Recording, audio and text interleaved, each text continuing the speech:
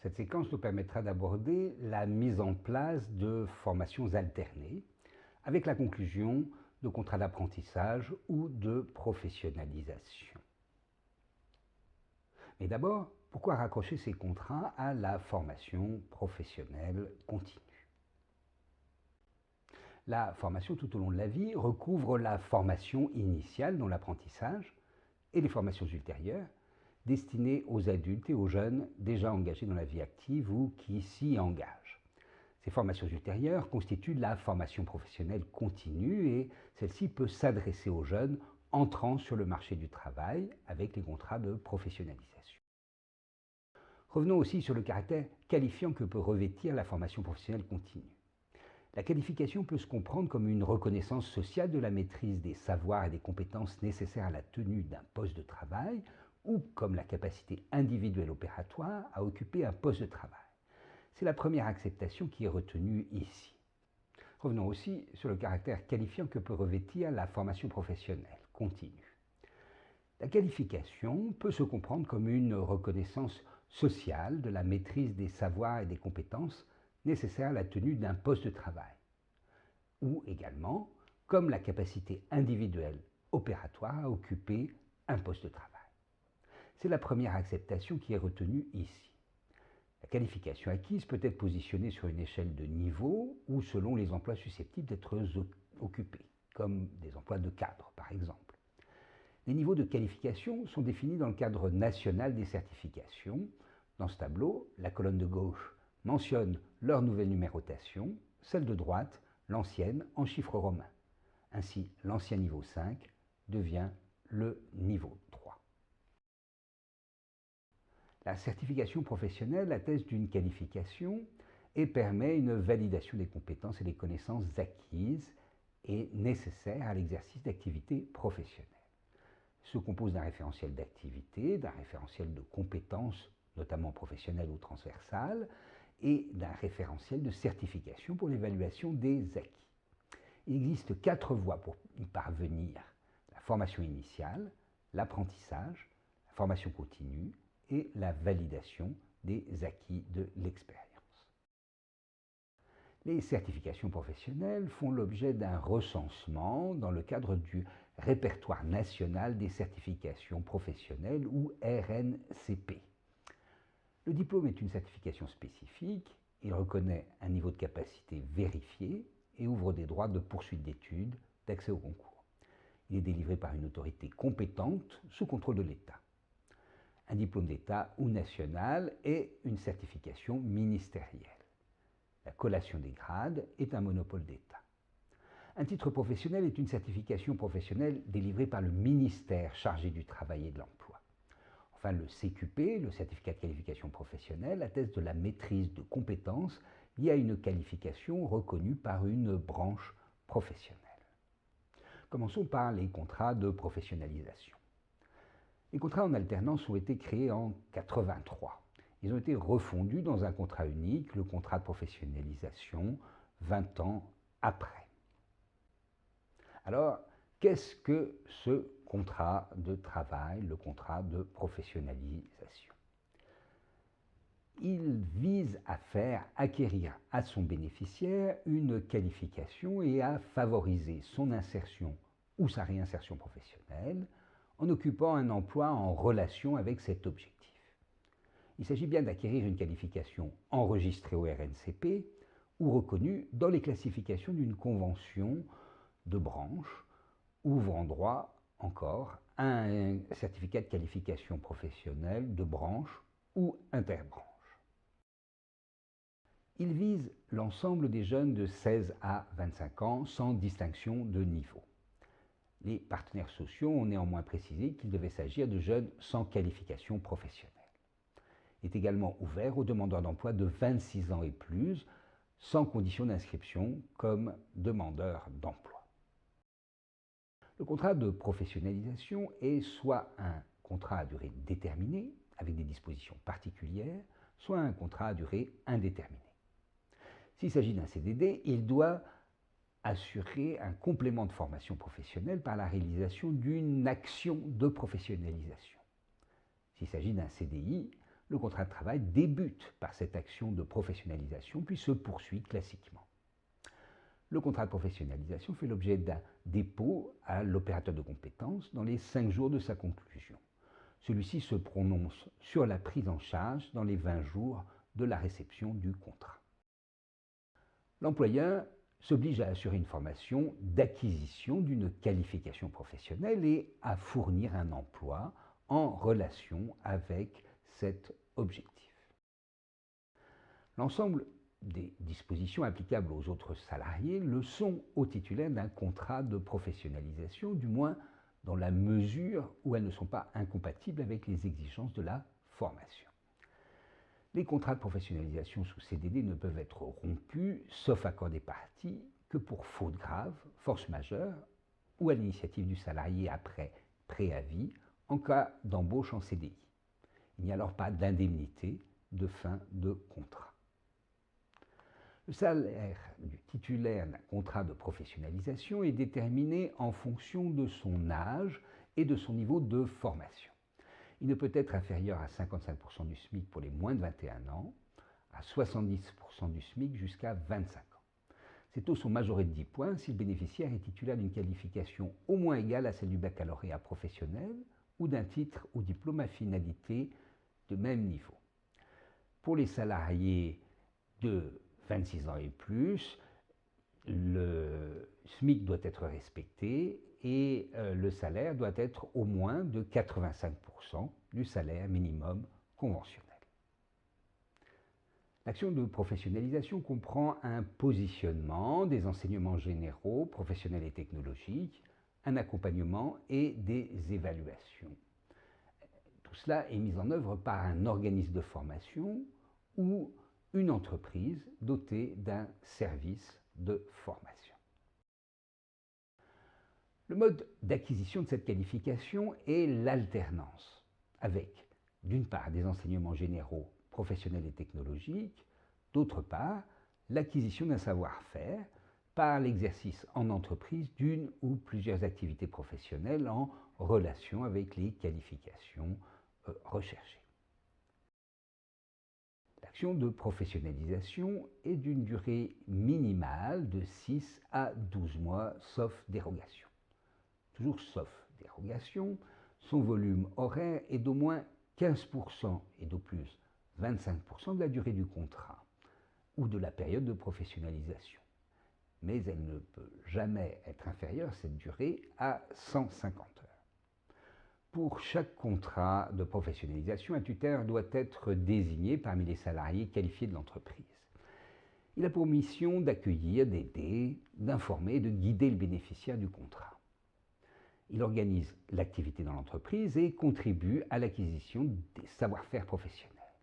Enfin, il assure la liaison avec l'organisme de formation et participe à l'évaluation du suivi de la formation. Il doit justifier d'une expérience professionnelle d'au moins 2 ans dans une qualification en rapport avec l'objectif de professionnalisation visé. Sa formation et ses coûts peuvent être pris en charge par un opérateur de compétences. Passons maintenant au contrat d'apprentissage qui date de la loi Astier de 1919. Il relève de la formation initiale. L'apprentissage a été régulièrement réformé, et dernièrement encore, par la loi du 5 septembre 2018.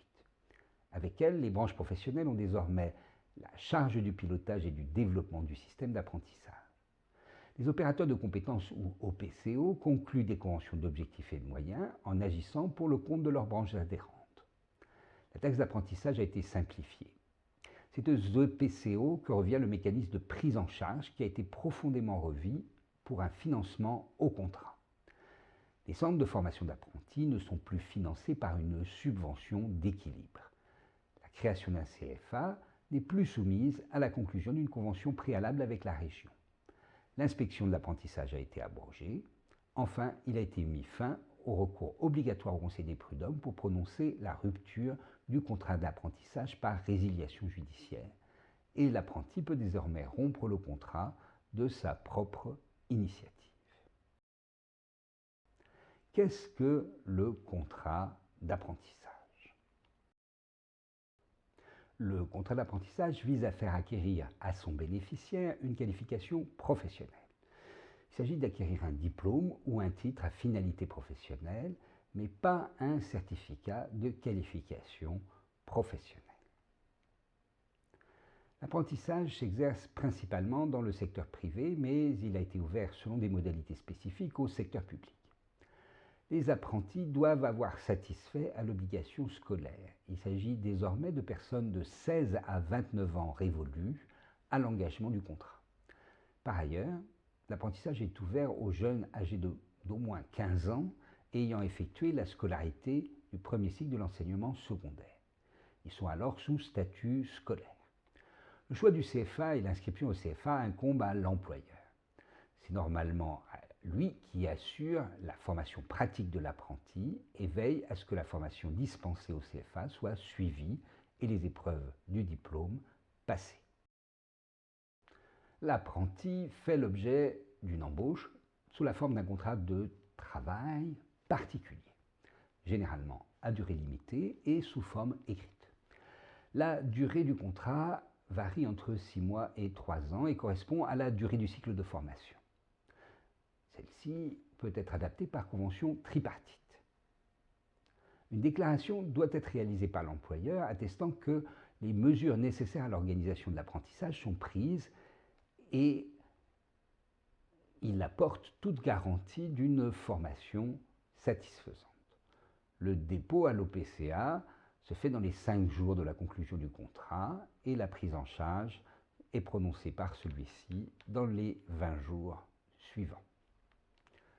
L'ensemble des dispositions applicables aux autres salariés le sont au titulaire d'un contrat d'apprentissage dans la mesure où elles ne sont pas contraires à celles qui sont liées à sa situation de jeune travailleur en formation. Dans l'entreprise, son travail doit être en relation directe avec la formation professionnelle prévue au contrat. Son temps de travail comprend les temps d'enseignement en CFA. Les apprentis de moins de 18 ans suivent les dispositions spécifiques réservées aux mineurs. Par exemple, pas plus de 8 heures de travail par jour, pas de travail nocturne ou dominical, 12 heures de repos quotidien, un repos hebdomadaire de 2 jours consécutifs. Le salaire du titulaire d'un contrat d'apprentissage est déterminé en pourcentage du SMIC. Son montant varie en fonction de l'âge et de la progression dans le cycle de formation. Pour les apprentis d'au moins 26 ans, la rémunération ne peut être inférieure au salaire minimum conventionnel correspondant à l'emploi occupé. Il peut y avoir rupture du contrat d'apprentissage dans les 45 premiers jours consécutifs ou non de formation pratique en entreprise, sans motif ni procédure. Il s'agit non d'une période d'essai, mais d'une période de consolidation du contrat. Le contrat d'apprentissage peut ensuite être rompu par accord des parties à tout moment, sous la forme d'un licenciement pour force majeure, faute grave de l'apprenti, inaptitude constatée par le médecin du travail, sans reclassement obligatoire, et sous réserve du respect d'une période de préavis et après l'échec d'une tentative de médiation, l'apprenti peut également rompre, par exemple pour un manquement grave à l'employeur. La procédure est alors le licenciement pour motif personnel. La formation par apprentissage est une formation par alternance. La formation pratique réalisée en entreprise prime. Elle consiste en l'exercice encadré d'une ou plusieurs activités professionnelles en lien direct avec la qualification préparée. Les tâches confiées ou les postes occupés doivent permettre d'exécuter des opérations ou des travaux conformes à une progression annuelle. Les actions de formation par apprentissage sont des enseignements en centre de formation d'apprentis, CFA ou section d'apprentissage, choisis par l'employeur. Elles permettent de dispenser une formation générale associée à une formation technologique et pratique qui complète la formation reçue en entreprise et s'articule avec elle. Dans l'apprentissage, la fonction de tuteur est assurée par un maître d'apprentissage majeur, volontaire et offrant toute garantie de moralité. Il a pour mission de contribuer à l'acquisition par l'apprenti des compétences correspondant à la qualification recherchée et au titre ou diplôme préparé, en liaison avec le CFA. Si la branche ne définit pas les compétences professionnelles dont il doit justifier, il peut être titulaire du diplôme ou du titre préparé ou justifier d'au moins une année d'activité professionnelle en rapport avec la qualification préparée. Il doit être formé et disposer d'un temps suffisant pour effectuer sa mission sur son temps de travail. Le centre de formation par apprentissage est devenu une catégorie d'organismes de formation désormais affranchie de toute convention de création avec le conseil régional. Son rôle principal est de dispenser la formation qui complète celle reçue en entreprise et s'articule avec elle. Il assure leur cohérence et organise la coopération entre les formateurs et les maîtres d'apprentissage. Le CFA peut conclure une convention avec des établissements d'enseignement, des organismes de formation ou des entreprises. Des établissements d'enseignement peuvent également convenir avec le CFA de dispenser les enseignements au sein d'une unité de formation par apprentissage. Pour finir, abordons rapidement les prises en charge et les incitations liées à ces contrats. Tout d'abord, quelles sont les prises en charge? On doit préciser tout d'abord que la formation doit être gratuite pour les bénéficiaires. La prise en charge s'effectue selon un niveau de prise en charge. L'opérateur de compétences attribue à l'entreprise un montant forfaitaire global, ce fameux niveau de prise en charge, qui est fixé conventionnellement. À défaut, il est fixé par décret. Pour les contrats de professionnalisation, il est de 9,15 € de l'heure, voire 15 € pour certains publics. Pour les contrats d'apprentissage, une base forfaitaire annuelle est versée selon le diplôme ou le titre à finalité professionnelle préparé. L'opérateur de compétences assure la prise en charge de ces frais, également les frais annexes. Il peut également prendre en charge la formation des tuteurs et les coûts liés à l'exercice des fonctions tutorales. Faisons le point sur les exonérations et les aides forfaitaires attribuées. Dans ces deux contrats, professionnalisation et apprentissage, sont applicables les mesures de réduction générale de cotisation sociale prévues par la loi dite Fillon, dès lors que la rémunération est inférieure à 1,6 fois le SMIC. Par ailleurs, pour le contrat d'apprentissage, il y a exonération de la totalité des cotisations salariales d'origine légale et conventionnelle à hauteur de 79% du SMIC.